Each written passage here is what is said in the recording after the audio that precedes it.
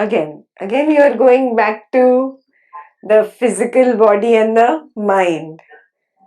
Where the knowingness is concerned, there is no time and there is no space. In the deep sleep state, there is no time and there is no space.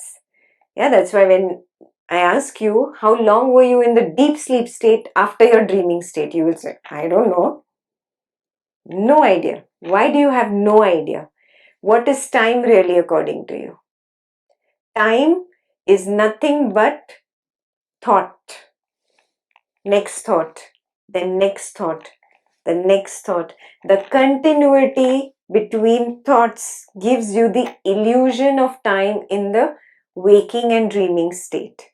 It's more so in the waking and a little fuzzy in the dream state. Yeah, but you still have the fuzzy kind of image of time in your dreaming state as well. And what is space? Space is the distance between two perceptions. There is perception of the lamp and the table.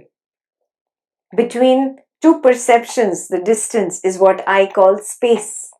Come back to the core teaching. I have no idea whether objects exist or not.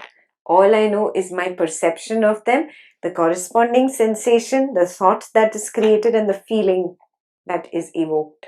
That's all. That is my true experience. Everything out of that is fudged information. It is put together because 7 billion people on this planet say, okay, this is a table. Okay, this is a table. It's conditioning. Yeah.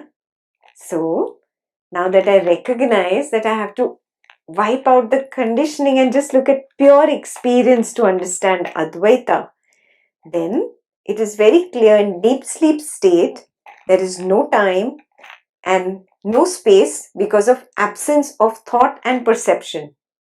Because thought creates time, or the objectification of thought is time and the objectification of perception is space.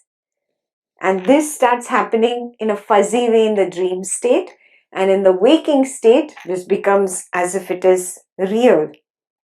Yeah, but it seems real because I give importance to the waking state so much.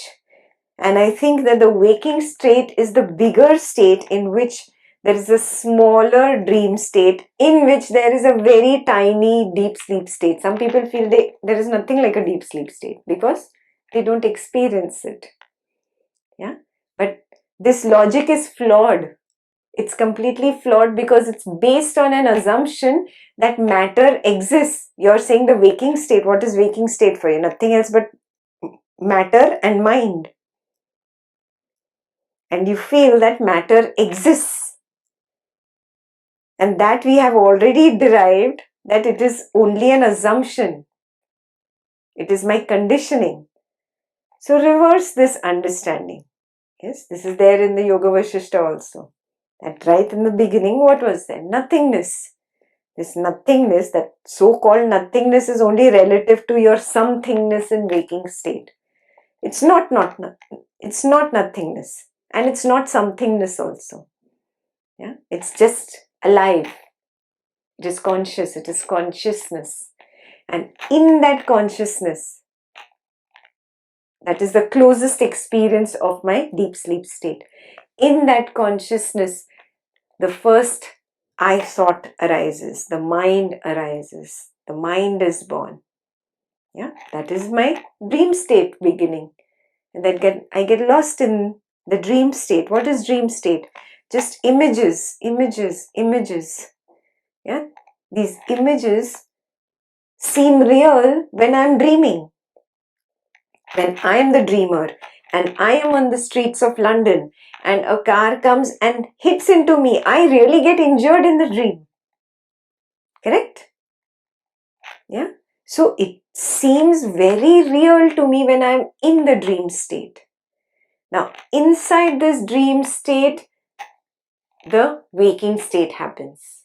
It's the smallest state. Yeah.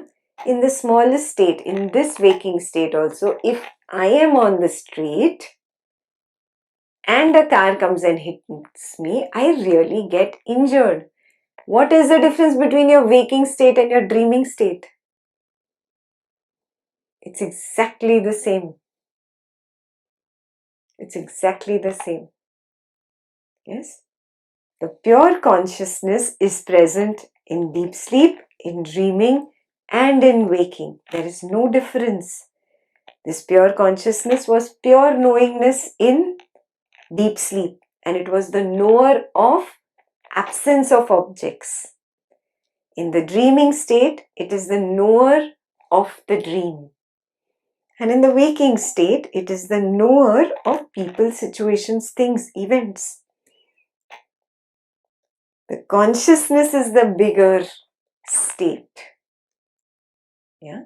So now recognize, when you start recognizing this reality, this is the reality of my experience.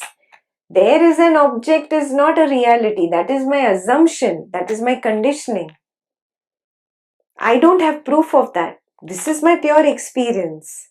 So now that I know that my pure consciousness is the bigger state. So I am consciousness. I am that knowingness. I am the knower. And I just assume that I am that ego that says I. And then I like this and I dislike that. And then I create drama and I project the same thing into the world. Again and again withdraw and recognize I am that knowingness. I am the pure knowingness. Yes.